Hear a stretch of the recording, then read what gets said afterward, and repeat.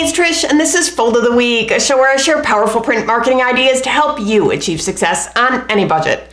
So it's easy to get a little bored with everyday brochure formats like the trifold, but today I've got 5 creative ways to spice them up. So let's take a closer look. First up is a trifold with a locking cover. Really, all we're doing here is shaping the cover panel so that it has a tab on the right edge. That tab tucks neatly into a slit on the fold-in panel and locks it closed. Super easy to open and close back up again, and a nice way to create some dimension and interaction.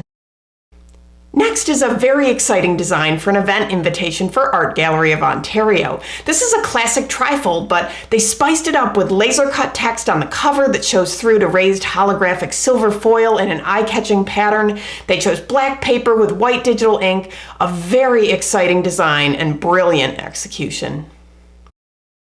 Now let's look at another classic trifold with creative effects and die cutting. This one features a fun pair of sparkly rock star themed glasses built right into the design. Just punch them out and put them on.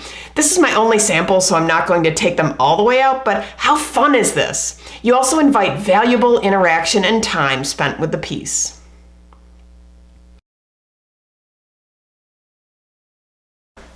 Okay, now let's play with panel shape and orientation. This design turns the trifold into a vertical orientation, and then they altered the shape of 2 of the panels to make it really interesting to open. I love how this design looks like a ribbon or arrow when laid out flat. I could see this blown out into so many cool concepts.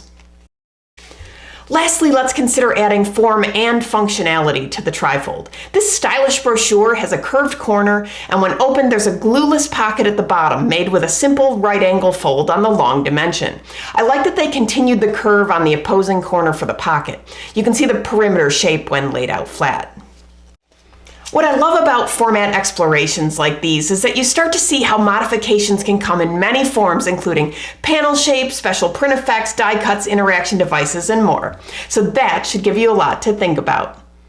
A very special thanks to the creators of the samples featured in this episode for sharing their solutions with us. If you've ever been inspired by something you've seen on the show, please consider folding it forward and sharing your work too. If you're looking for more ideas, downloads, and templates, visit foldfactory.com, and remember, think finishing at the beginning. I'll see you next week. Bye.